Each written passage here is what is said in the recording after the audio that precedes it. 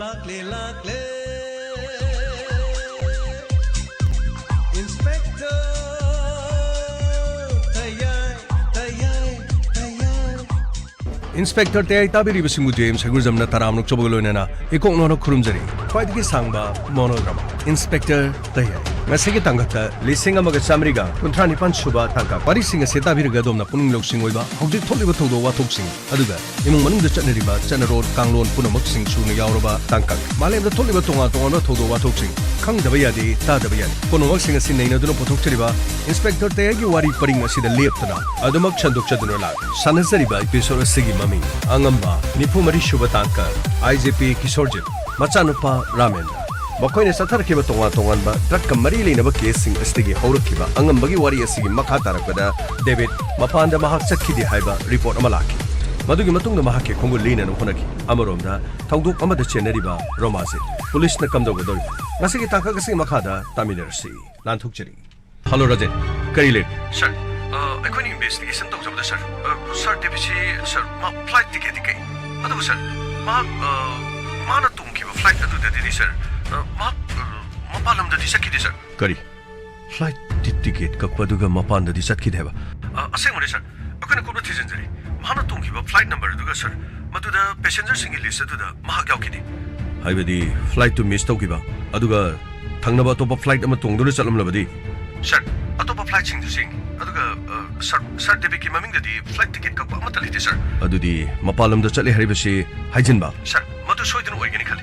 Flight ticket ka aga mapanda chatle haibasi sasinaba aduga hojik na mafam asida lotuna leba soidun oirami ai sir madumak oibe court ki mating launa na bagi dama ukil tanabo rangani khang asi ma case le makhoi thena duna laknabani na karam tawraga nanthokadagi karam tawraga phahaloi karam tawraga wahang pahangloi dagi haibadin masamakso hariba lam sida lebanin madugi expert soidun oigan adudi mahak kadai de lei habadu khangna na ba aikhogi information da pawpiko aduga mohida sukol thoko fani sir aduga mahak ki season aba number sing aduga number adugi call details record sir call details record lakchani sir sir da sulli sama thajarage sir pare adudi thajalo aduga mahak ka paw phauneriba mi sing adu kana no haibadu loina khangtong honasi sir hauji ki magi phone chi satkide magi phone chatkidrega su hana mahak ka wari sanarba mi sing adu kana yawi aduga makhoi sing adugi call details sing adaban makhoi da anau number amana karigum call torma taragadi madu mark soidin oigedoriban hani sir Krina sir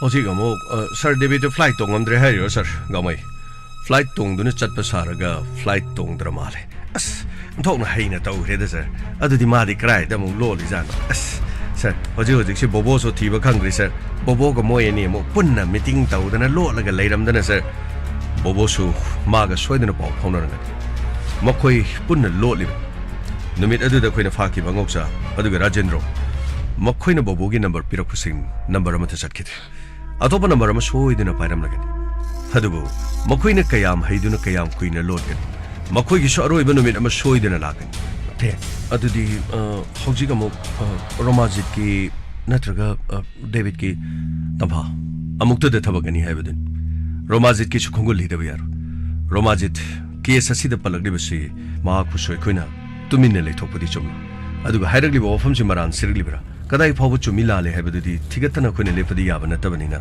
aikoi ma ki khongul soidina liki aduga tangai fadaba leirabadi soidina tamphasu mahapu phana na honabda hoite ai soidina yaujang aduga mahak tongan ba film khar su puthoi hari aduga mahaki sangasi amna chawbor mal mahana putholi ba film sing asigi sen thadar sina MLA minister sing aduga tabak chaw tawbu VIP sing am yawmal makhoi singi maming matha kharadi le adu hariba sing asi aikoina hektamak lautobudi yaba nati aduga tasenama romajit ki machindagi kari hairakpagi wafam asi mahesna haijilibra natraga mahesna haibada walhodibra punamak sing asi thijinba ma tangai fadaba leiri matamna soidina porokpani yengba tare haujik kemo romajit bo khoina thiraga soidina phana na hona baibsina aikogi ahanba khongthang wari gamai funny sir asomda romajit ki khongul lirakhiram amadi David ki flight tongduna chali sati habski wafam da thigalami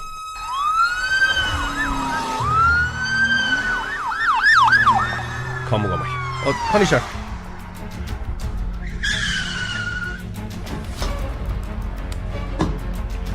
chakchila pani sir mako yumi lebre sir lady sir itema karino ta hangjage itema karino mayam lakpiri basibu mahakti thabak amagi mapalam da chatkibani mahang mapalam da chale hesibu kari tobo thabak no chakkibasi song khangbirabra aigi matugi maram di khangti adubu tangai phadaba department yo eba thabak kari gi department gi mahak nafs ta lei ai khoi loina khangsi nafs ta leira sun nafs ki wena hauchu ji mapan da sabagi kari guma mata leiti DGP ge ya ba yauraga khoi mahak ki khongol liragli ai khoi bala no bigin mahana leiri mafamdu songodi soidana pau faunaranga mahak mafam asida laga generally ba thodo wathok sing sti yawi yaudi haiborabsu court ki mateng dorabsu tangai fadaba sing adudi mahak ai khoi da pakum pipam thoi mahana lotuna leirabadi mahak ta sena mara leiba taragani lotuna leibadi kishu oiramoi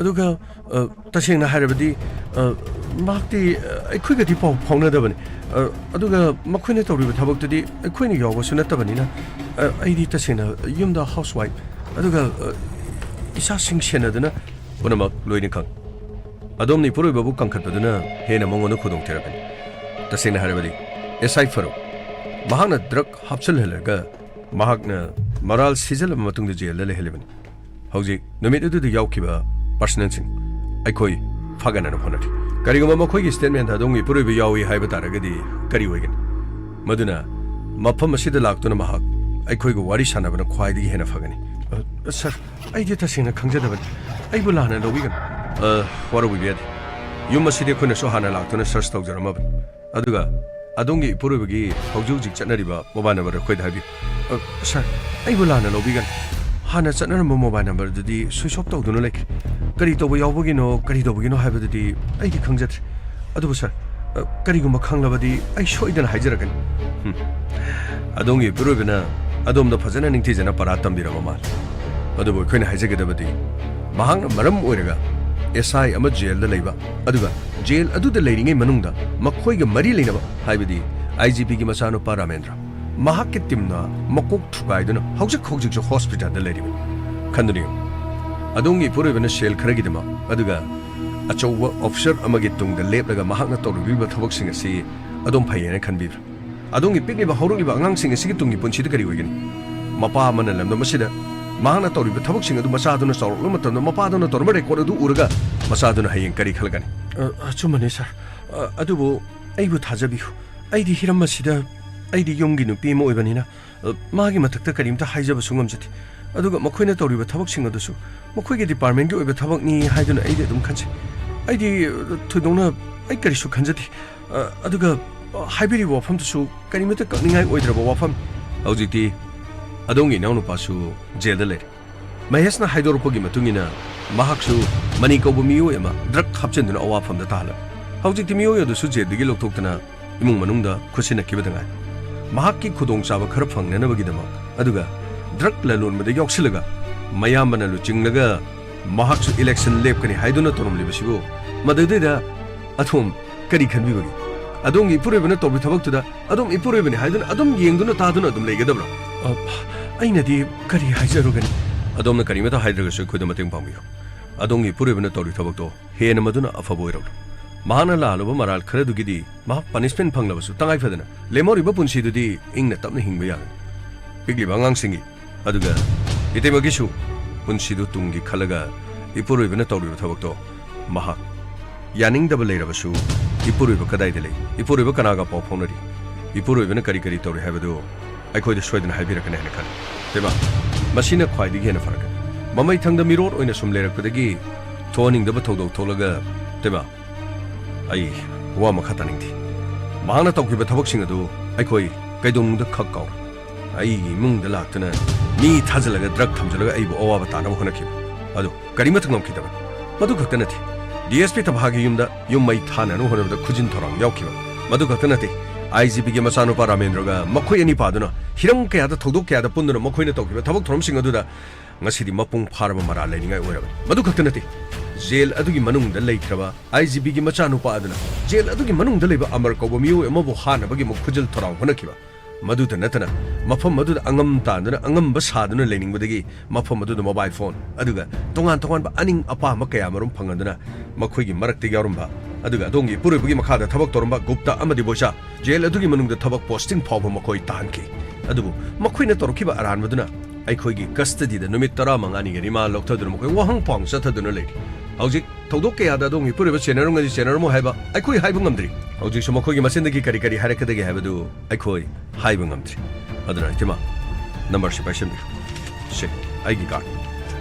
I get caught by Hedene Timana Aran with Banati. Adongi Puri Bakadai. Mahak Karito. How's Maha, flight Tonguna, Manipuri Mapan, the Chatki Hedene Timana Habibido. Itima Kanga Hadibra, Kangana Hadibra, Kangi Kangjante. Mahana Toribu Karibu Kanar. Flight Punamakere Korakoye. Mahak Manipur Tadokuna. Flight Tonguna Chatkiti. Kariaba. Maradi, Mahak Mapanda, Chatpani Haidam Yaduga, Mahana Pontoramba the Su, Kariaba. Mana Pontoram have Magi Pondo Mutatring the Toromba Golni. Aduki Makadi, a Tassin Harabad, a Kanjat, Tema, Minamigan. Adongi Pureva, Flight Amata Tonga, Mahak Mapanda Sakiri. Nasi the Gimmit Mari Mangani among the Satkiba missing in Lissi and Momatam Nadongi Pureva giving Yaudi. Ming on Toklaga, flight ticket Kagacha Payabanat. Semjin Sajin the Mahanu 100% Quinatum Kankan. Mahakadai delay have the Taman Kanga with the Sweden of Popiviro. Masinitema, Itemagang sing Educatemagi, Lunani Pureva quiet to get for Wigan. Mahana Lunariba IGP, Mahak Karishukan Momo. Hauziman Okil of Habanek to Tanarabasu, Hoi, Jimmy. Nasi Pau the Drucky case, Akan Bachera Amatalati. Adubu, Mahana Toki, but Toboxing do the Yaw, Masung Yaudi have to the housing extend Mendelo in a Fangavanina. The same Mahak Changjavan quiet in a Fagan. Aduk Chauba Posama Paidana, Drucky, Naps the lady in a Mahanga, a Pavatabaka Toroga, Nasiki Kunai Sibukan Nidra Hariga, Madi Onataina, Kunai Simahanta Nanava, Aduga, Sail Karagam, Loktunarga, Mananupa, Fabu Yohola Chinchalaga Fatabla Midopusana, Tema, Mase, Ahan with the Dino Arami. Mamma Tangi Aruiba Poloidica Fazagandini Tema. Even when I be but Yamnachum. Adubu, I di Yomasigi, Makini, Luinabin. I know Katunamon on the Wapama to Haibung and Magitona Solacity. Karigum Hairu Rabasu, Nangakan Cherakan, Makut Pau Tarakan. You must see the Chakchara, Machariba, Masama Sushingi, Honariba, Aduga, Mashidigi Henba, Tema, Colaudi Laugadam, Wapam di Tangakadam, Wakatili to Viero. Waka later Kola Laktrabaduga, yet be never later Mapama say, Hena Manning Tongan, Hena Manning Tumla with the Hena Kudong Tibuka Lakan. Tema, Matamadu da Wabata Matamda, Temabu, Mahaki Lunabini, Adubu, Wabaditaro Heavy Yagadan. Yamna Chomibo, Moving a sea of Paretemako Yozerk. Kanagumamtada, Itemana Hirakan have a Konakanga. Tema, Monowakan can be. Adongi Puruba, Howzik Manipurli. Mahama Palam the Chatti Harris. Aduga, Karingum Salam Bataraga Sutima. Punamaxi, Itemata Sweden Paul Porkan. Paul Porkumatamda, Mahak Kadai the lady Bakanaga lady Haibo from a tutang. I could have you. Call Torokiba Karinguma number later, but the number tutang I could have you. I koi, Sir David Po, Kanan of Honaki. Mahaki Lemori Punshida, a Pabokong Tanga La Potion. Aduga, Karingumana Kuchin Chen to Mohona Batarabadi, Karinguma Kut Tanar Labadi, Kushin Kunan took the Gitima, can be you. Tungdala Kadaba Tolokadaba Oava sing the Gikalagani Timada, no look Chariba. You Yamnachum, Kariguma Kanglabadi, I showed an Isaac. Haduga, I know his ending Boa from Habi Tima. Kariguma, Nakwagina Kuchalaba, Haduga, my yoke Navataragat, Mahagi Punshidadi, Masasin Siki Kalaga, Mahu can be Arabadi, Mahabo Mukta can be, Mahabo Mukta can be, Tima. Karimato Abigan. Nasipa with a coin of party were missing a coin of cap to Nakana Mount Hatri. Hoi, Shokiba Pan Kibadiduma, Yauda Dinati. Adubitima. Karigumatam the Kutuna Bahibasi Tamanga Manati. Adubu, Yarima Makadi, Tema, a coin of Mahapu Kangani. A coin of Hibadi Yarabadi, Tema. Karishuaning I later them. Pariatuti. I Paul later with the short than Hizarek. Even walking numbers. Tema. Temana Hirakuni Talakuni Haba, Karigumata Kanganjar. Adudi, Angasi, a question and a torch. Punisher, Tema, a question Saruki, a Panibung Adudi. Karino, sir, Maginu PGD, Tin gets a man of a malid. Karimata Hijaba, Tozava, Karishung, Zamzada, me, malid, Gamai, in the Badisa Luini. aduna haidaba yadabani wakataba yadabani mapurubina aranba torga nupina tumina lebe yabanati aduna mahaksu kharadi khangba pai ayeng awaba tarakpa matamdadi mahak yauro hebe yaroin sir adudi hojik kadomda amuk hojik amuk romajit ki mahak ki address da amuk chananaba tawsi chalo thoro gari phani sir ngai ga dori Karino sir devina pongamba mako launa karino mana pongamba mayamdo hojik ti kari dawni sini ne matam je aroi bana ai bani ne dawri jiga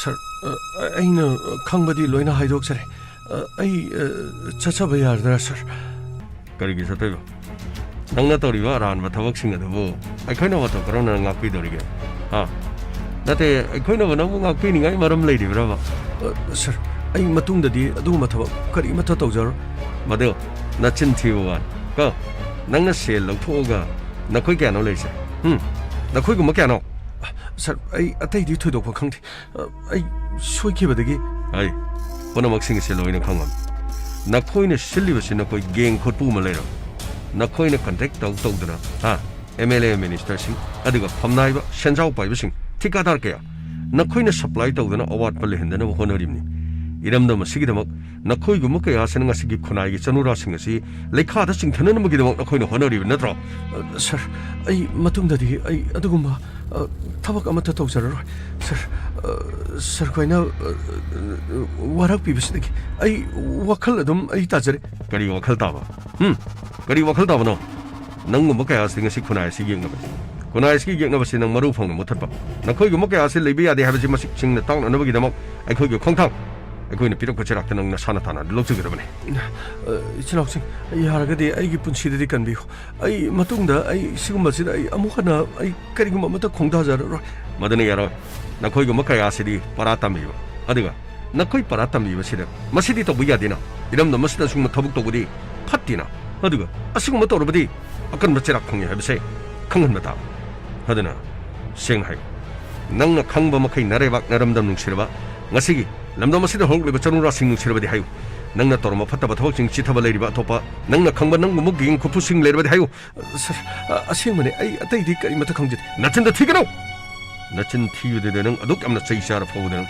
ꯅꯪ ꯅꯁꯥꯅ ꯍꯧꯒꯠꯐꯥꯎꯕ ꯉꯝꯗ꯭ꯔꯦ ꯑꯗꯨꯒ ꯍꯧꯖꯤꯛ ꯐꯥꯎꯕ ꯅꯪꯅ ꯑꯣꯏꯗꯕ ꯉꯥꯡ ꯀꯔꯤꯒꯤꯅꯣ ꯁꯔ ꯑꯁꯦꯡꯕꯅꯦ ꯑꯩ ꯑꯣꯏꯗꯕ ꯀꯔꯤꯃꯠꯇ ꯈꯪꯖꯗꯦ ꯅꯈꯣꯏꯅꯤ ꯁꯦꯜ ꯈꯔꯒꯤꯗꯃꯛ ꯑꯗꯨꯒ ꯐꯤꯂꯝ ꯇꯧꯔꯕꯅꯤ ꯁꯤꯅꯤꯅꯦ ꯐꯤꯂꯝ ꯇꯧꯔꯕꯅꯤ ꯑꯩꯈꯣꯏ ꯃꯉꯥꯏꯔꯕꯅꯤ ꯁꯤꯅꯤ ꯒ꯭ꯂꯦꯃꯔꯁ ꯋꯥꯔꯜꯁꯤꯗ ꯑꯩꯈꯣꯏ ꯃꯉꯥꯏꯔꯦ ꯑꯩꯈꯣꯏꯒꯤ ꯂꯝꯕꯥ ꯂꯩꯇ꯭ꯔꯦ ꯁꯤꯅꯤꯅꯦ ꯁꯔ ꯑꯩ ꯍꯥꯏꯖꯔꯤꯕꯁꯤ ꯑꯩ ꯃꯁꯤꯒꯤ ꯃꯇꯨꯡꯗꯒꯤꯗꯤ ꯑꯩ ꯑꯃꯨꯛ ꯍꯟꯅ ꯑꯩ ꯌꯥꯎꯖꯔꯔꯣꯏ ꯐꯔꯦ ꯅꯪ ꯉꯥꯛꯄꯤꯔꯒꯦ ꯑꯗꯨꯕꯨ ꯅꯪꯅ ꯆꯦꯟꯅꯩ ꯍꯥꯏꯔꯤꯕ ꯃꯤꯁꯤꯡ ꯑꯗꯨ ꯃꯌꯦꯛ ꯁꯦꯡꯅ ꯑꯩꯈꯣꯏꯗ ꯅꯪꯅ ꯈꯨꯌꯦꯛ ꯇꯧꯔꯒ ꯄꯤꯒꯗꯕ ꯀꯔꯤꯒꯨꯝꯕ ꯅꯪꯅ ꯃꯤ ꯍꯥꯏꯖꯤꯜꯂꯝꯕ ꯇꯥꯔꯕ ꯅꯪ ꯑꯐꯕ ꯑꯣꯏꯔꯣ ꯅꯌꯨꯝꯗ ꯂꯥꯛꯇꯨꯅ ꯅꯪꯕꯨ ꯀꯥꯞꯇꯨꯅ ꯍꯥꯠꯅꯕ ꯑꯩꯈꯣꯏꯅ ꯑꯣꯔꯗꯔ ꯊꯣꯛꯀꯅꯤ ꯁꯦꯡꯅ ꯍꯥꯏꯌꯨ ꯅꯪꯅ ꯊꯧꯗꯣꯛ ꯑꯁꯤꯗ ꯅꯪꯅ ꯃꯇꯦꯡ ꯄꯥꯡꯈꯤꯕ ꯆꯦꯟꯅꯈꯤꯕ ꯃꯤꯁꯤꯡ ꯑꯗꯨꯒꯤ ꯃꯃꯤꯡ ꯃꯊꯥ ꯑꯩꯈꯣꯏꯗ ꯅꯪꯅ ꯅꯤꯡꯊꯤꯖꯅ ꯍꯥꯏꯒꯗꯕꯅꯤ ꯁꯔ ꯑꯩꯅ ꯋꯥꯍꯪꯕꯗ ꯍꯥꯏꯖꯕ ꯃꯤꯁꯤꯡꯗꯣ ꯑꯗꯨ ꯉꯥꯛꯇꯅꯤ ꯑꯗꯨꯗꯒꯤ ꯍꯦꯟꯕ ꯑꯩ ꯑꯇꯣꯞꯄ ꯀꯅꯥꯃꯠꯇ ꯈꯪꯕ ꯂꯩꯇꯦ ꯑꯩ ꯑꯗꯨꯒꯤ ꯃꯇꯨꯡꯗ ꯅꯪ ꯃꯤ ꯍꯥꯞꯆꯜꯂꯣꯏꯗ꯭ꯔꯣ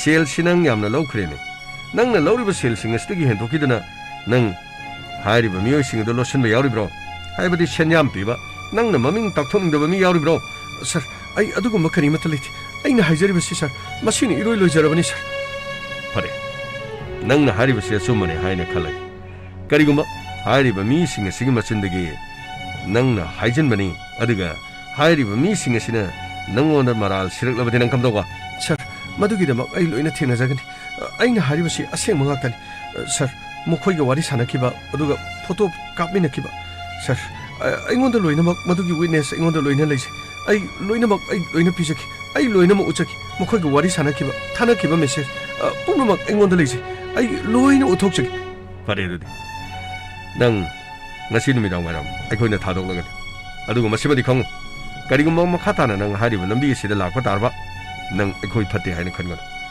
ꯉꯁꯤꯗꯤ ꯅꯪꯕꯨ ꯉꯥꯛꯄꯤꯔꯕꯅꯤ ꯑꯗꯨꯒ ꯑꯩꯅ ꯍꯥꯏꯔꯤꯕꯁꯤ ꯅꯪ ꯃꯁꯤꯗꯒꯤ ꯑꯩꯈꯣꯏꯅ ꯀꯔꯤꯃꯠꯇ ꯇꯧꯔꯛꯇ꯭ꯔꯕꯅꯤ ꯍꯥꯏꯗꯅ ꯅꯪꯅ ꯂꯝꯕꯤ ꯑꯁꯤꯗ ꯈꯣꯡꯗꯥꯔꯛꯄ ꯇꯥꯔꯒꯗꯤ ꯃꯗꯨꯗ ꯄꯤꯔꯛꯄ ꯆꯩꯔꯥꯛ ꯄꯨꯝꯅꯃꯛꯇꯨ ꯅꯁꯥꯅ ꯌꯥꯅ ꯂꯧꯖꯒꯗꯕꯅꯤ ꯑꯩ ꯏꯁꯥꯅ ꯌꯥꯅ ꯃꯇꯝ ꯑꯗꯨꯗ ꯄꯤꯔꯛꯄ ꯆꯩꯔꯥꯛ ꯑꯗꯨ ꯑꯩ ꯁꯣꯏꯗꯅ ꯂꯧꯖꯒꯅꯤ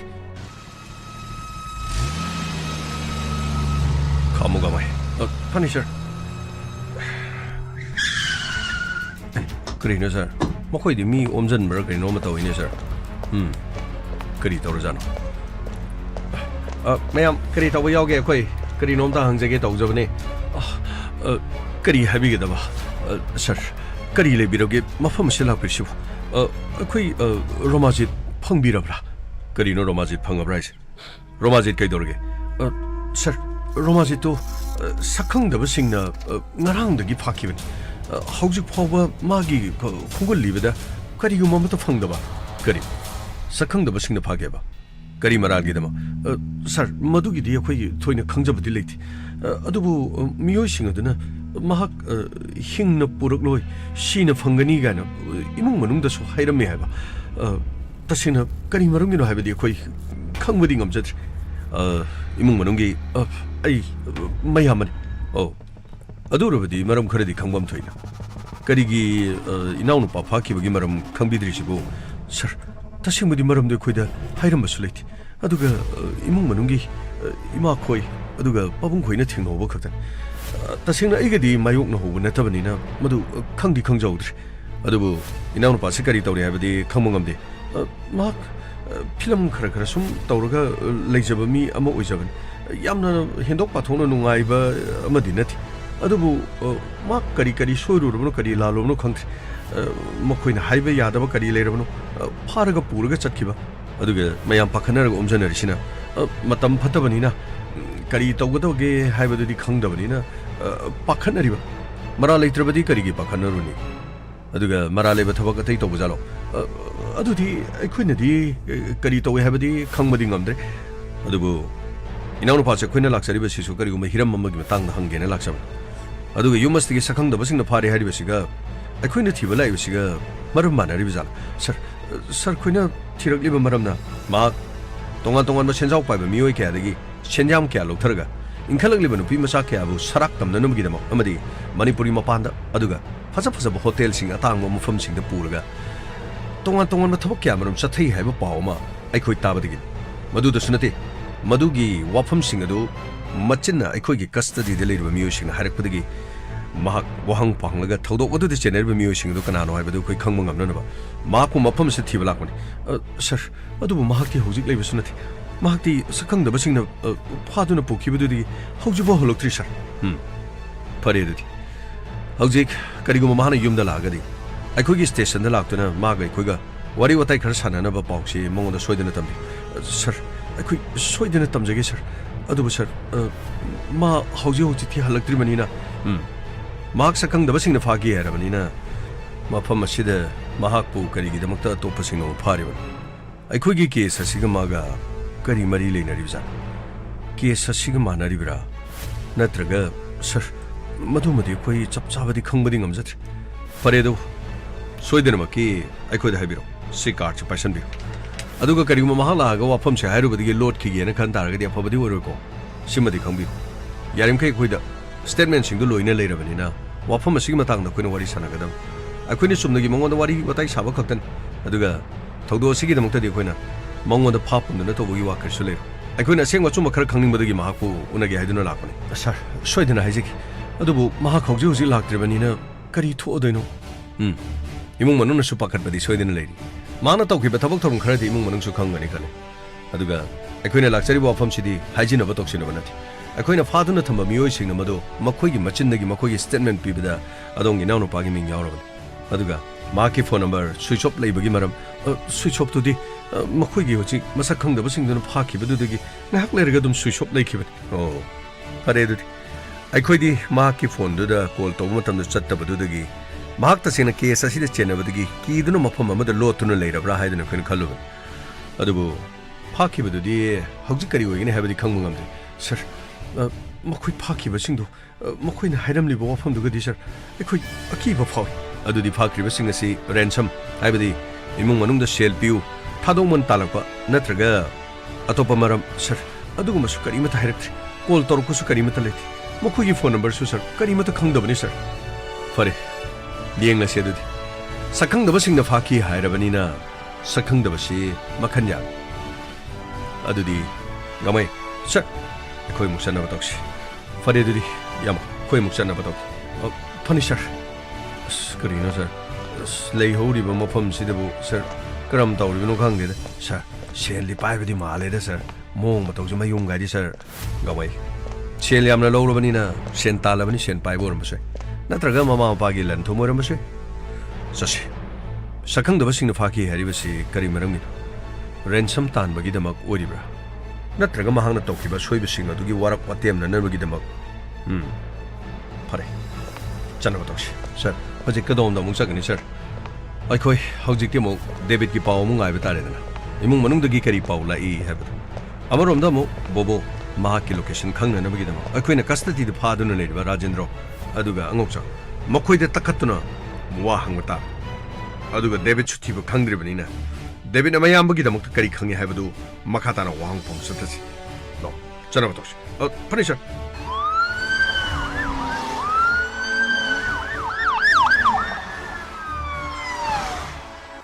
ꯄꯥꯎꯗꯨ ꯇꯥꯔꯕ꯭ꯔꯣ ꯄꯥꯎ ꯇꯥꯔꯦꯅꯦ ꯂꯩꯕ ꯌꯥꯗ꯭ꯔꯦꯅꯦ ꯀꯔꯤꯅꯣꯅꯦ ꯃꯥꯅ ꯇꯧꯔꯤꯗꯨꯕꯨ ꯅꯠꯇꯦ ꯃꯥꯒꯤ ꯄꯤꯐꯝ ꯊꯣꯛꯄ ꯂꯣꯏꯅ ꯄꯤ ꯍꯧꯖꯤꯛ ꯃꯥꯅ ꯑꯃꯨꯛ ꯃꯃꯤꯡ ꯃꯊꯥ ꯄꯜꯂꯤꯗꯨꯕꯨ ꯀꯔꯤꯅꯣ ꯃꯥꯅ ꯇꯧꯔꯤꯗꯨꯕꯨ ꯃꯥꯅ ꯆꯨꯝꯕ ꯑꯩꯈꯣꯏꯅ ꯆꯨꯝꯕ ꯀꯅꯥꯅ ꯆꯨꯝꯃꯤꯅꯣ ꯍꯥꯏꯗꯨꯗꯤ ꯈꯪꯍꯟꯗꯕꯗꯤ ꯌꯥꯔꯣꯏ ꯁꯤꯅꯤ ꯍꯨꯏꯅꯥꯎ ꯃꯆꯥ ꯆꯥꯎꯅꯕ ꯌꯣꯛꯑꯒ ꯂꯩꯇꯣꯟ ꯂꯦꯛꯑꯦ ꯍꯥꯏꯗꯣ ꯁꯤꯅꯦꯕ ꯃꯄꯨ ꯃꯁꯛ ꯈꯪꯗꯕ ꯃꯊꯤꯕꯣꯡ ꯊꯥꯛꯄꯤꯔꯦꯔꯒ ꯄꯤꯖ ꯄꯤꯊꯛꯇꯅ ꯊꯝꯃꯛꯑꯒ ꯑꯣꯟꯈꯠꯂꯒ ꯁꯤꯅꯤꯅꯤ ꯍꯨꯏꯒꯤ ꯂꯤꯆꯠ ꯆꯠꯄ ꯍꯥꯏꯗꯣ ꯁꯤ ꯀꯧꯏꯅꯤ ꯑꯗꯨꯒꯤ ꯋꯥꯗꯨ ꯀꯣꯟꯅ ꯈꯟꯅꯔꯁꯤꯗ ꯍꯧꯖꯤꯛꯇꯤ ꯂꯩꯕꯥꯛ ꯃꯤꯌꯥꯝ ꯄꯨꯝꯅꯃꯛꯅ ꯂꯥꯟꯅ ꯎꯒꯗꯕ ꯃꯑꯣꯡꯅꯤ ꯑꯗꯨꯕꯨ ꯅꯪꯒ ꯑꯩꯒꯗꯤ ꯀꯩꯁꯨ ꯅꯠꯇꯦꯗꯅ ꯑꯩꯈꯣꯏꯗꯤ ꯊꯤꯀꯥ ꯃꯆꯥ ꯃꯆꯥ ꯇꯧꯔ ꯂꯩꯖꯕꯩ ꯋꯥꯅꯤ MLA ꯃꯤꯅꯤꯁꯇꯔ ꯈꯔ ꯌꯥꯎꯔꯤꯗꯨꯗꯤ ꯃꯈꯣꯏꯗꯤ ꯀꯔꯤ ꯇꯧꯔꯝꯒꯗꯒꯦ ꯀꯩꯁꯨ ꯈꯜꯂꯨꯅꯨꯗ ꯑꯗꯨꯒꯤꯗꯤ ꯀꯗꯥꯏꯗꯒꯤꯅꯣꯗ ꯅꯪꯅ ꯀꯩꯁꯨ ꯈꯜꯂꯨꯅꯣꯏ ꯁꯣꯝꯗꯗꯤ ꯅꯨꯄꯤꯗꯨ ꯃꯄꯥꯝ ꯆꯠꯈ꯭ꯔꯦ ꯍꯜꯂꯛꯑꯔꯣꯏꯅ ꯍꯥꯏꯔꯝꯃꯦ ꯀꯔꯤꯅꯣ ꯍꯧꯖꯤꯛ ꯇꯧꯒꯗꯣꯔꯤꯁꯤꯕꯣ ꯑꯩꯅ ꯃꯤꯅ ꯍꯦꯛꯇ ꯍꯥꯏꯖꯟꯕꯅꯤ ꯑꯩꯈꯣꯏꯅ ꯇꯧꯔꯤ ꯊꯕꯛꯁꯦ ꯃꯤꯅ ꯌꯥꯝ ꯀꯜꯂꯛꯄꯅꯤ ꯊꯤꯀꯥ ꯃꯆꯥ ꯃꯆꯥ ꯇꯧꯕ ꯑꯗꯒꯤꯗꯤ ꯑꯣꯐꯤꯁꯥꯔ ꯃꯌꯥꯝꯒ ꯂꯣꯏꯅ ꯇꯤꯟꯅꯕ ꯃꯁꯤꯗꯤ ꯃꯤꯅ ꯌꯥꯝ ꯀꯜꯂꯛꯄ ꯆꯨꯝꯅ ꯏꯆꯝ ꯆꯝꯅ ꯄꯥꯔꯇꯤ ꯃꯆꯥ ꯑꯃ ꯇꯧꯔ ꯆꯥꯔꯁꯨ ꯊꯛꯑꯁꯨ ꯁꯦꯟ ꯄꯥꯏꯔꯕꯅꯤꯅ ꯑꯗꯒꯤ ꯃꯈꯨꯠꯇ ꯁꯦꯟ ꯊꯣꯛꯑꯕꯅꯤꯅ ꯍꯦꯛꯇ ꯍꯥꯏꯔꯤꯕ ꯅꯠꯇꯦ ꯁꯦꯟ ꯈꯔꯒ ꯄꯥꯏꯕ ꯃꯤꯗꯜ ꯀ꯭ꯂꯥꯁꯀꯤ ꯃꯔꯛꯇ ꯂꯩꯕ ꯃꯤꯁꯨ ꯌꯦꯟ ꯊꯣꯡꯗꯨꯅ ꯑꯗꯨꯝ ꯆꯥꯅꯩ ꯀꯦꯔꯥꯎꯀꯤ ꯊꯥꯔꯒ ꯏꯁꯩ ꯁꯛꯑꯒ ꯑꯗꯨꯝ ꯄꯪꯂꯥꯡ ꯂꯥꯡꯉꯤ ꯃꯈꯣꯏꯅ ꯂꯥꯡꯕꯗꯤ ꯀꯅꯥꯝ ꯀꯔꯤꯝ ꯍꯥꯏꯗꯦ ꯑꯩꯈꯣꯏꯅ ꯍꯥꯏꯐꯦꯠꯇꯪ ꯏꯁꯩ ꯁꯛꯇꯅ ꯀꯥꯔꯒꯤ ꯂꯥꯏꯠꯇꯨ ꯄꯤꯠꯄꯥ ꯄꯤꯠꯄꯥ ꯊꯥꯜꯂꯒ ꯗꯥꯟꯁꯀ ꯇꯧꯔꯨꯔꯗꯤ ꯍꯦꯛꯇ ꯂꯩꯀꯥꯏꯁꯤ ꯂꯣꯏꯔꯦ ꯋꯥꯊꯣꯛ ꯍꯦꯛꯇ ꯆꯥꯎꯕ ꯑꯩꯈꯣꯏ ꯃꯉꯥꯏꯔꯦ ꯑꯗꯨꯅ ꯍꯦꯛꯇ ꯀꯂꯛꯅꯈꯤꯕꯁꯤꯅ ꯑꯁ ꯈꯪꯗ꯭ꯔꯦ ꯇꯧꯔꯤꯁꯤ ꯂꯩꯕꯁꯤ ꯌꯥꯁꯜꯂꯛꯇ꯭ꯔꯦ ꯃꯗꯨ ꯑꯩ ꯃꯌꯨꯝꯗ ꯆꯠꯂꯒ ꯃꯃꯥꯏ ꯃꯃꯤꯠ ꯄꯥꯎ ꯊꯨꯒꯥꯏꯔꯨꯁꯤꯔꯅ ꯑꯩꯗꯤ ꯈꯜꯂꯤ ꯑꯗꯨꯒ ꯇꯧꯔꯨ ꯌꯥꯄꯣꯟꯇꯦ ꯑꯗꯨꯗꯤ ꯑꯗꯨ ꯇꯧ ꯇꯥꯔꯒꯗꯤꯅꯦ ꯑꯩꯈꯣꯏ ꯃꯔꯥ ꯂꯩꯔꯦꯅ ꯈꯪꯉꯗꯣꯏꯅꯤ ꯑꯗꯒꯤꯗꯤ ꯑꯗꯨꯝ ꯄꯨꯂꯤꯁꯀ ꯊꯥꯖꯜꯂꯛꯇꯅ ꯐꯨꯕꯤꯔꯝꯃꯦ ꯆꯩꯕꯤꯔꯝꯃꯦꯅ ꯑꯗꯨꯗꯤ ꯇꯧꯕ ꯌꯥꯗꯦ ꯑꯩꯈꯣꯏꯗ ꯈꯟꯕꯒꯤ ꯋꯥꯅꯤꯗ ꯅꯠꯇ꯭ꯔꯒ ꯃꯤ ꯈꯔ ꯊꯥꯗꯣꯛꯑꯒ ꯀꯔꯤꯅꯣ ꯄꯔꯥ ꯑꯃꯇꯪꯗꯤ ꯇꯝꯕꯤꯕꯅ ꯐꯕ꯭ꯔꯥ ꯈꯜꯂꯤꯗ ꯑꯩꯗꯤ ꯋꯥꯈꯜꯁꯦ ꯄꯣꯊꯥꯕ ꯉꯝꯗꯦ ꯑꯩꯗꯤ ꯂꯩꯕ ꯌꯥꯗꯦ ꯏꯇꯥꯎ ꯑꯗꯨꯒꯤ ꯋꯥꯕꯨꯗꯤ ꯑꯩꯁꯨ ꯂꯩꯐꯝ ꯆꯥꯐꯝ ꯈꯪꯕ ꯅꯠꯇꯦꯗ ꯑꯗꯨꯕꯨ ꯍꯧꯖꯤꯛ ꯑꯩꯈꯣꯏꯅ ꯇꯧꯔꯨꯔꯕꯗꯤ ꯑꯩꯈꯣꯏꯅꯅꯦꯅ ꯁꯣꯏꯗꯅ ꯍꯥꯏꯔꯛꯀꯅꯤ ꯍꯥꯏꯔꯣꯏꯗ꯭ꯔꯣ ꯑꯗꯨ ꯍꯥꯏꯔꯛꯂꯕꯗꯤ ꯑꯋꯥꯐꯝꯗꯣ ꯑꯃꯨꯛ ꯇꯥꯅꯤ ꯍꯥꯏꯕꯒꯤ ꯋꯥꯅꯤꯗ ꯑꯋꯥꯐꯝꯗꯤ ꯍꯧꯖꯤꯛ ꯇꯥꯔꯤꯕꯁꯤꯁꯨ ꯑꯋꯥꯐꯝꯅꯤ ꯇꯥꯔꯤꯉꯩꯁꯤꯗ ꯃꯐꯝ ꯈꯪꯅ ꯇꯥꯍꯟꯕꯅ ꯐꯒꯗꯕ ꯃꯥꯜꯂꯤ ꯑꯗꯨꯕꯨ ꯃꯍꯥꯛꯅ ꯁꯤꯖꯤꯟꯅ ꯊꯣꯛꯈꯤꯕ ꯁꯦꯟꯊꯨꯝ ꯑꯩꯈꯣꯏꯗꯒꯤ ꯂꯧꯈꯤꯕ ꯁꯦꯟꯐꯝꯁꯤ ꯑꯗꯨꯒ ꯃꯍꯥꯛ ꯃꯁꯥꯅ ꯆꯦꯛꯁꯤꯟꯖꯕ ꯉꯝꯖꯗ꯭ꯔꯒ ꯑꯩꯈꯣꯏ ꯄꯨꯝꯅꯃꯛꯀꯤ ꯃꯃꯤꯡ ꯂꯥꯎꯊꯣꯛꯇꯅ ꯃꯥꯅ ꯇꯧꯔꯤꯕꯁꯤ ꯀꯔꯤꯒꯤꯅꯣ ꯃꯁꯤꯅꯤ ꯑꯁ ꯉꯥꯏꯈꯣꯗ ꯏꯇꯥꯎ ꯃꯥ ꯉꯥꯛꯇꯒꯤ ꯋꯥ ꯅꯠꯇ ꯃꯥꯜꯂꯦꯗ ꯄꯨꯝꯅꯃꯛꯁꯤ ꯑꯩꯈꯣꯏꯒꯤ ꯏꯔꯛꯇ ꯌꯥꯎꯔꯤꯕ ꯃꯍꯦꯁ ꯕꯥꯕꯨꯅ ꯄꯨꯝꯅꯃꯛꯁꯤ ꯗ꯭ꯔꯛꯀ ꯀꯣꯟꯅꯅ ꯐꯥꯈꯤꯕꯗꯒꯤ ꯄꯨꯂꯤꯁ ꯀꯁꯇꯗꯤꯗ ꯂꯩꯔꯒ ꯃꯊꯪ ꯍꯥꯏꯗꯣꯔꯛꯄ ꯑꯣꯏꯔ ꯃꯥꯜꯂꯦꯗ ꯏꯇꯥꯎ ꯃꯗꯨꯁꯨ ꯃꯊꯤꯕꯣꯡ ꯄꯥꯟꯗꯕ ꯃꯤꯅꯤ ꯃꯌꯥꯝꯅ ꯅꯥꯞꯁꯇ ꯂꯩꯔꯦ ꯑꯗꯨꯒ ꯃꯥꯅ ꯇꯧꯔꯤꯕꯗꯨ ꯀꯔꯤꯅꯣ ꯀꯩꯁꯨ ꯅꯠꯇꯕꯗꯨꯗ ꯃꯥꯅ ꯂꯣꯏꯅ ꯃꯔꯤ ꯍꯥꯏꯗꯣꯛꯃꯤꯟꯅꯗꯅ ꯄꯨꯡꯃꯥꯡ ꯃꯥꯡꯅꯕ ꯍꯣꯠꯅꯔꯤꯁꯤ ꯌꯦꯡꯉꯨ ꯃꯍꯥꯛꯄꯨ ꯀꯟꯒꯗꯕ ꯑꯩꯈꯣꯏꯗ ꯃꯥꯅ ꯑꯣꯟꯁꯤꯟꯗꯨꯅ ꯃꯃꯤꯡ ꯃꯊꯥꯗꯨ ꯄꯜꯂꯕꯅꯤꯅ ꯑꯩꯈꯣꯏꯅ ꯃꯥꯒꯤ ꯃꯇꯦꯡ ꯍꯧꯖꯤꯛ ꯀꯔꯤ ꯇꯧꯒꯗꯒꯦ ꯑꯩꯗꯤꯅꯦ ꯃꯇꯦꯡ ꯇꯧꯕ ꯁꯨꯡꯌꯥꯎ ꯌꯥꯎꯔꯣꯏ ꯍꯥꯏꯔꯤꯕꯁꯤꯅꯤ ꯀꯥꯟꯅꯗꯦ ꯑꯃ ꯑꯣꯏꯔꯦ ꯍꯧꯖꯤꯛꯇꯤ ꯑꯩꯈꯣꯏ ꯃꯐꯝ ꯆꯥꯅꯅꯦ ꯇꯨꯃꯤꯟꯅ ꯂꯣꯠꯂꯒ ꯂꯩꯕ ꯃꯁꯤꯗꯒꯤ ꯍꯦꯟꯅ ꯐꯕ ꯂꯩꯇ꯭ꯔꯦ ꯍꯧꯖꯤꯛ ꯁꯤꯒꯤ ꯃꯇꯥꯡꯁꯦ ꯑꯩꯈꯣꯏꯅ ꯆꯤꯟꯁꯤ ꯀꯥꯡꯊꯣꯛꯄ ꯃꯇꯝꯗꯅꯦ ꯑꯩꯈꯣꯏ ꯅꯨꯡꯁꯤ ꯍꯥꯏꯅ ꯍꯥꯏꯔꯛꯀꯗꯕ ꯀꯅꯥꯃꯠꯇ ꯂꯩꯇꯦꯀꯣ ꯀꯅꯥꯃꯠꯇ ꯂꯩꯇꯦ ꯍꯥꯏꯁꯤꯅꯦ ꯚꯥꯏ ꯂꯩꯇ꯭ꯔꯁꯨꯅ ꯏꯇꯥꯎ ꯀꯅꯥꯃꯠꯇ ꯂꯩꯇ꯭ꯔꯁꯨꯅ ꯑꯗꯨꯕꯨ ꯏꯖꯠꯁꯤ ꯂꯩꯈꯥ ꯇꯥꯔꯛꯂꯕ ꯃꯤꯅ ꯑꯩꯈꯣꯏꯕꯨ ꯐꯅ ꯉꯥꯡꯅꯔꯛꯇ꯭ꯔꯕ ꯃꯇꯝ ꯑꯗꯨꯒ ꯀꯩꯔꯣꯜ ꯂꯩꯀꯥꯏꯅꯁꯨ ꯑꯩꯈꯣꯏ ꯎꯕ ꯃꯇꯝꯗ ꯇꯤꯟ ꯁꯤꯟꯅꯔꯛꯄ ꯌꯥꯏ Madugi Pibam the Lalabadito. I did to mean a Kaglaroito.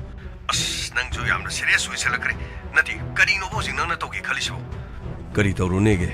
Mana Kuida Wap from Tahalamina. Marksho Wap from the Tahana of Honavatan. Mana Tokuna Mana Fungi Habadu. Mutu Chap Chava Kudum Sangdum do. Mafamashu Unan of Honaragadam. Sadawito, Mondo Siam Lana Kaluya of Kalemi. Polite Pavino Pai Adam Nina, Polite Pavino, no way to Namaga. Nati, Girabanina, Pangai, Titan and Machin the Lapusing do. Pangang Boydam Levity. Kanana Kan, Mayam some Hiner, so was sang missing the Nam Torbing Masamasan to Mina Luina Lay. Masi Marale begin to Mina Lay Boydam Loy. Marale Tabuna to Mina Lay Boydam Mani. So was sang missing the Halakaway among the Vanigana. High Misha to Miauri Vanida. Tau, Wayne Namlaga, no way sit on the high hand bomb, Boydam Ladina, Kangu, Monopropaganda Sandopa, Masi Quediam, Kane Habitat. Masidi, Lebakasi told you to what talking is in a tone Mangatan. But without, I could to mean a cock lay with the faro. Natrabadi, Hen I could Kudung Tirgan. I could Tungi Punchida Mangu among Mangaktorganito. Sir. Oh, good morning. Come away. Sir. Crino was about this, sir. The Vikisho Krigamo Palm at a high Tamalin, sir. Mine, the Peter, sir. Hoi, Hygeneraga, a quite sacramatung, the cream at the phone guy, so, sir. Madam Torokto Malini, sir. I do go on the Vegamay. The cinema, Mayum the phone over the Aquina Kankini Kanbadagi, so I didn't maki, Mayum the phone to the Borum. I quit Mayum the Lam, I have a secret like Aneta Manganina. Makoi Marimatasing me, I'm Kangu. Police Lam, you Carigino. Oh, she Makoga de Luino Founder with Founder Banina, Sweden Maki, Magi Nupidana Tremung Manunda. What do you what I son of a city, Mahin, 6 kitab? Sir, I do the Aquina Solo, sir. Moi section of you with that any sir. No may, sir, what do you over? Carino Mocoina some section grade, a quite crowd, the Kiku lolly in sir. Lolly, Mamma from the Hypetus or Kitan Kanga de, and a minam sabi or a pong way. Gamay. But I'll manung the low of us.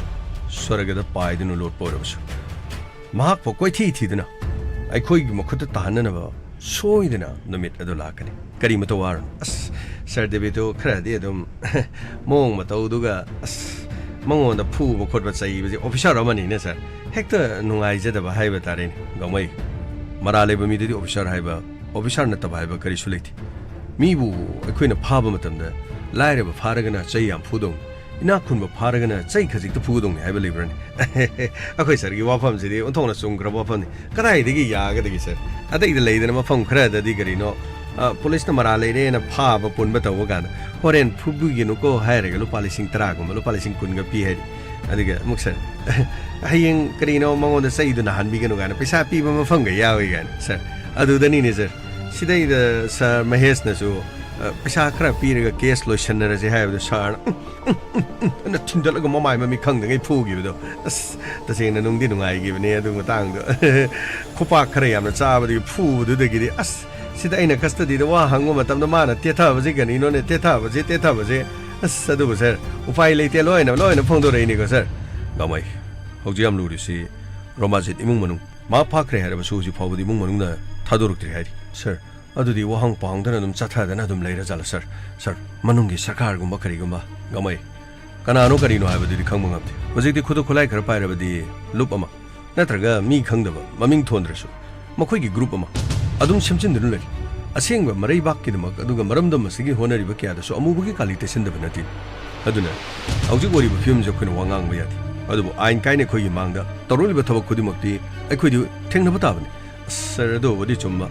Are they the Luri de Carino Hojipo, Tadok, the head, sir? As Yamna Tina Puraga, Wahang Pong, Sataram with a Malak Puyuani, sir. As Madi Carino, Moy Hosikangi. Say the Ontona, the Yam, the Saramani, however, sir. Nupi sing, Kano, Hosikangi, Nupi sing, sir, lay the man of the general supply to Nupi sing, the high sir. Makoy sing, don't come, I talk, Rosano, Makoy, the Mammy Matadi, Hydopody, Gamay, Nupi sing, the Mammy Matadi Habiat, Makoy Tungi Punsi Kandabiat, Aduga, the sing Harabadi, sends out by the sing, Aduga, Hariba Tabak and everything the Queen either so, Mana Matamatang, Zikti, social media, the Mari Loin Funarian, Sir Pabung Amdregarino, sir. Aduga, quite a luri, sir. Was it was a Hariba Poliving Canano Carino, Hivadi, Amatus Hide, sir. Aduga, sir. Magi Moama Palm at the Tada was Carino, High, the Kang, sir. Sir, Kedore Santos. Sir, sir hajena pau ma pire sir. Kari pau. Sir, masa khangda ba mi ma mamang ching banak adugi da meya da sir. Nomina kapaga hundu men haiba kari haiba.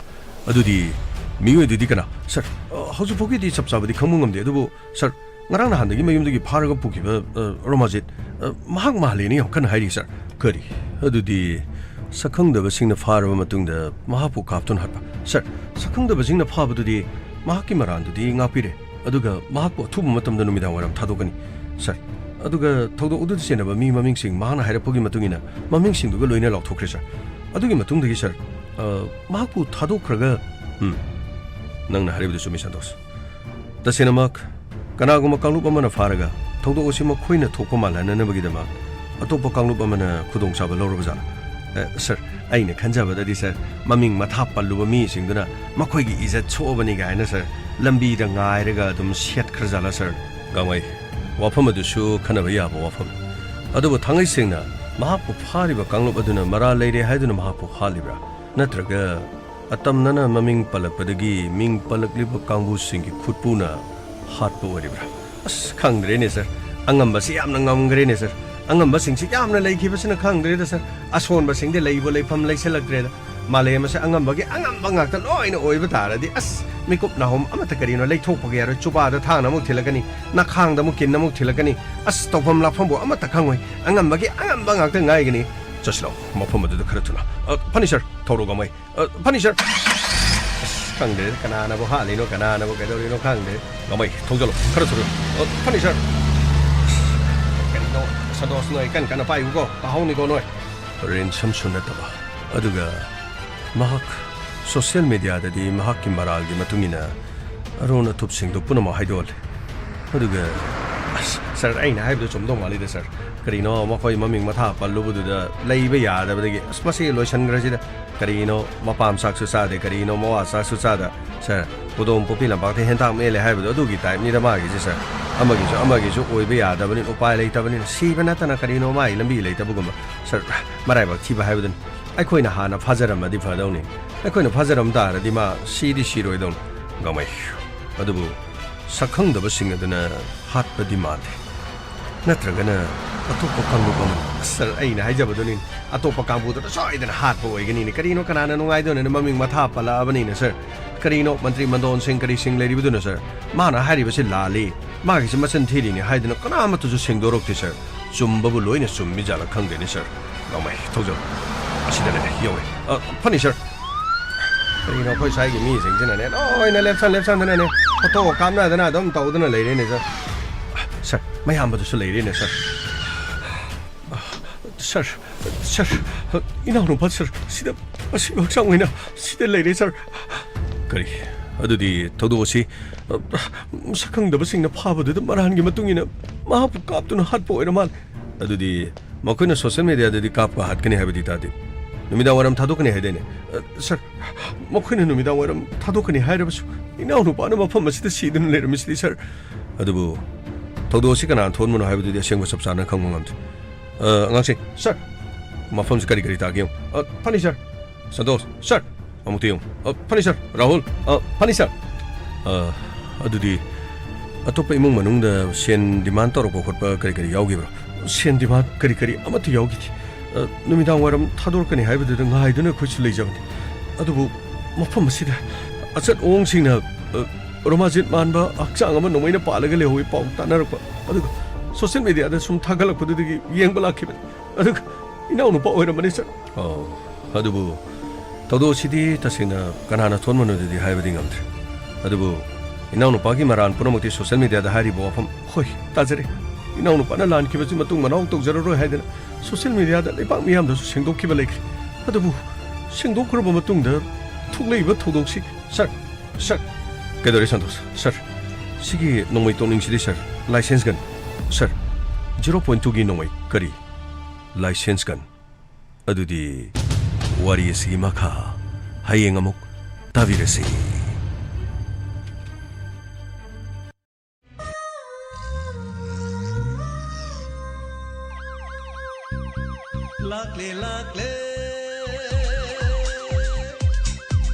Inspector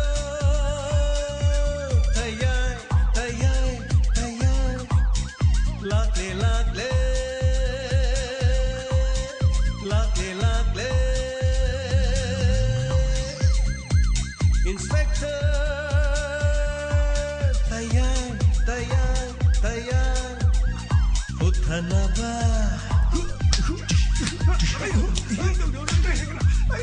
Kanbinaba. Thank you, sir. Welcome. Uthanaba Kanbinaba.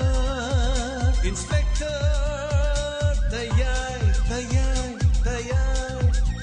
Lakle, lakle. Inspector Tayai, Tayai, Tayai.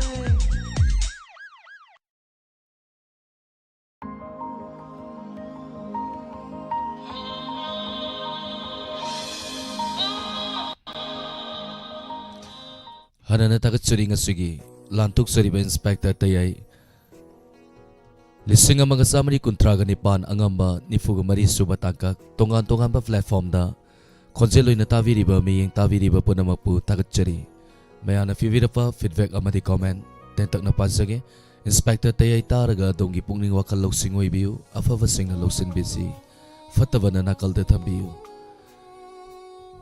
Maya na fivira pa feedback amati comment tentak na pansuri Sir out of station oi ki bana mara moiraga sir gi mahut silaga maya na comment pansage yung khaibam helan moirang kono ise takat suri taram saru ya birappa tenglaba matam sida miyoi satre ena Inspector Tayai bu nusibiduna taram masibu saru ya biri ba punamakpu hanana takat suri thangja manjana takat suri mai bemhal rena hidam takat suri lata sana wari sigi makha hayeng ngai jeromgi na tapirappa takat suri Pawung zen takuma Tayagi wari yasi yaw na fazay nga sige Inspector Tayai lising ang mga samari kontraga ni Pan Angamba ni Fuga Mari Suba tangka tapirakpa tagat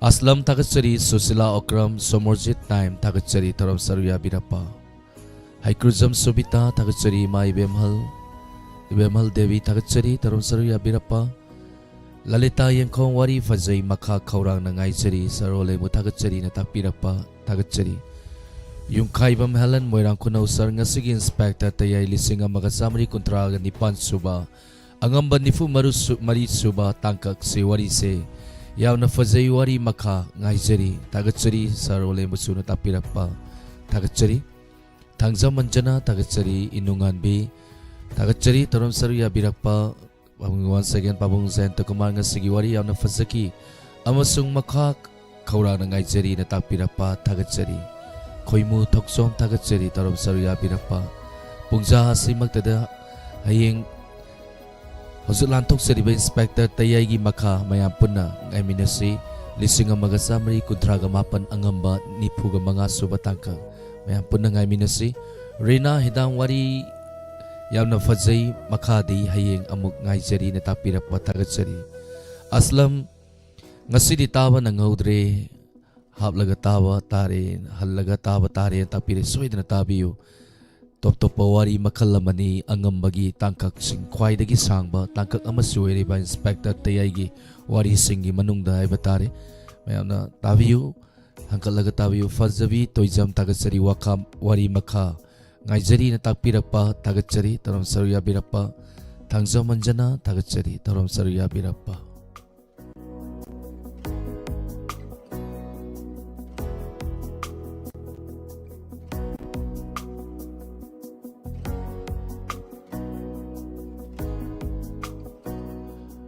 Matam na kanabot sungay ti maramado na thorom loisan lang pagi pungjati yaw sila thorom loisan bagi ayaba mayam dagi amuk lausagi Ngasigi yay farava numit asida tumba pothawa matamda mangthi yaudana pothawa oy minerasi loinana yay farava hayengi numit megi tang ani irai numit yay farava korau numita mayam punna muk thengna minerasi hosaki oinadi meko kharadang mayam dagi laptok sagi punna mapu olen sapam na mukana khurumjari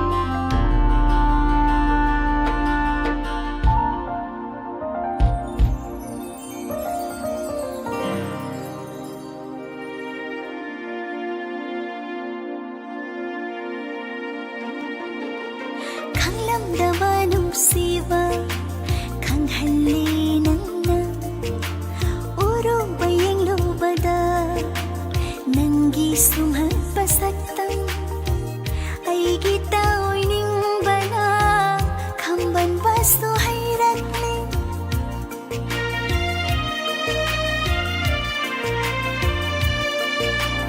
ꯈꯪꯂꯝꯗꯕ ꯅꯨꯡꯁꯤꯕ ꯈꯪꯍꯜꯂꯤ ꯅꯪꯅ ꯎꯔꯨꯕ ꯌꯦꯡꯂꯨꯕꯗ ꯅꯪꯒꯤ ꯁꯨꯝꯍꯠꯄ ꯁꯛꯇꯝ ꯑꯩꯒꯤ ꯇꯥꯑꯣꯏꯅꯤꯡꯕꯅ ꯈꯝꯕꯟꯕꯁꯨ ꯍꯩꯔꯛꯂꯦ ꯃꯤꯀꯨꯞ ꯑꯃꯠꯇꯁꯨ ꯀꯥꯎꯕ ꯉꯝꯗꯔꯦ ꯃꯤꯀꯨꯞ ꯑꯃꯠꯇꯁꯨ ꯀꯥꯎꯕ ꯉꯝꯗꯔꯦ ꯅꯪꯕꯨ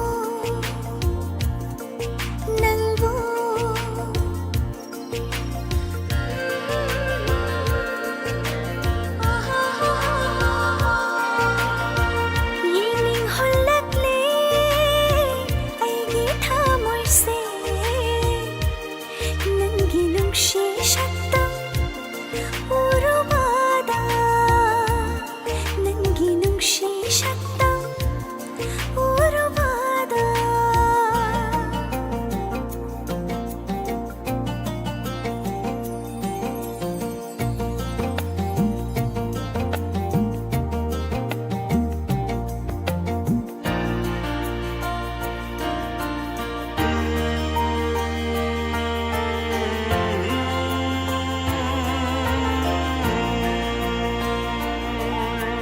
inglabamalak siya humlakpada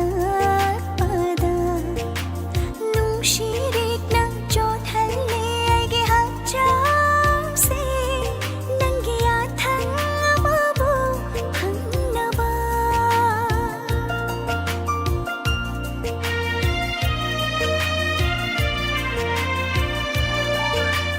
inglabamalak sa humlakpada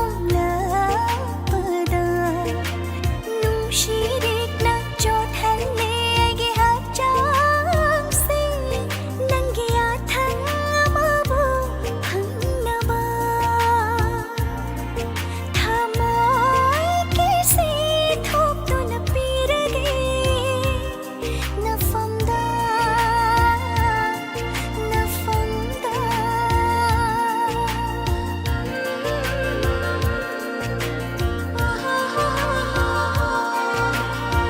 예닝 홀락래 아이기 타물새 ನಂಗೆ ನುಂಕ್ಷಿಷತ್ತ ಉರುವಾದ